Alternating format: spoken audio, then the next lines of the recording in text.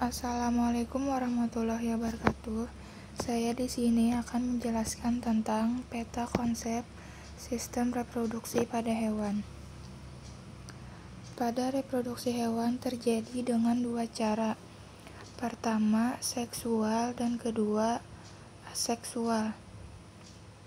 Reproduksi secara seksual adalah perkembangbiakan yang melibatkan alat reproduksi sehingga terjadi proses fertilisasi atau pertemuan antar gamet jantan dan gamet betina. Pembuahan atau fertilisasi bisa terjadi secara fertilisasi eksternal dan fertilisasi internal. Fertilisasi eksternal terjadi di luar tubuh induk betina. Hewan yang fertilisasinya di luar tubuh induk akan menghasilkan sel telur dan sel sperma dalam jumlah banyak. Biasanya dialami oleh hewan yang hidup di air seperti ikan dan katak. Sedangkan fertilisasi internal yaitu proses pembuahan yang terjadi di dalam tubuh induk betina. Sel sperma dari induk jantan harus dimasukkan ke dalam tubuh induk betina melalui kopulasi.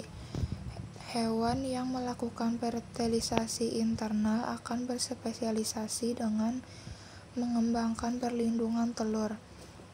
Biasanya terjadi pada hewan seperti kura-kura, ayam, dan singa. Setelah terjadi pembuahan atau fertilisasi akan terbentuk zigot yang kemudian berkembang menjadi embrio. Perkembangan dan kelahiran embrio dapat terjadi melalui tiga cara, yaitu ovipar, hewan yang bertelur, contohnya ayam; vivipar, hewan yang melahirkan, contohnya kucing; dan ovovivipar, hewan yang bertelur dan melahirkan, contohnya ikan hiu. Kemudian yang kedua, reproduksi secara aseksual, yaitu perkembangbiakan makhluk hidup tanpa didahului dengan pembuahan antara sel gamet jantan dengan sel gamet betina. Secara aseksual dapat dilakukan dengan tiga cara. Pertama, tunas akan tumbuh pada bagian tubuh induk hewan. Tunas akan terlihat menonjol serta akan terus tumbuh dan berkembang pada tubuh induk hingga beberapa waktu.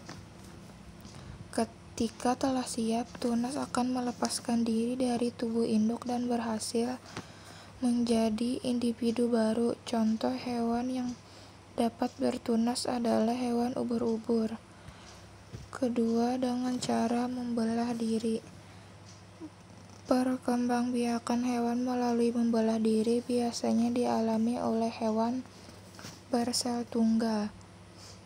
Proses membelah diri pada hewan ini dilakukan dengan membelah seluruh organ tubuhnya menjadi dua bagian, sehingga dapat menghasilkan dua individu. Contohnya hewan yang membelah diri yaitu amoeba dan paramecium. Dan yang ketiga, fragmentasi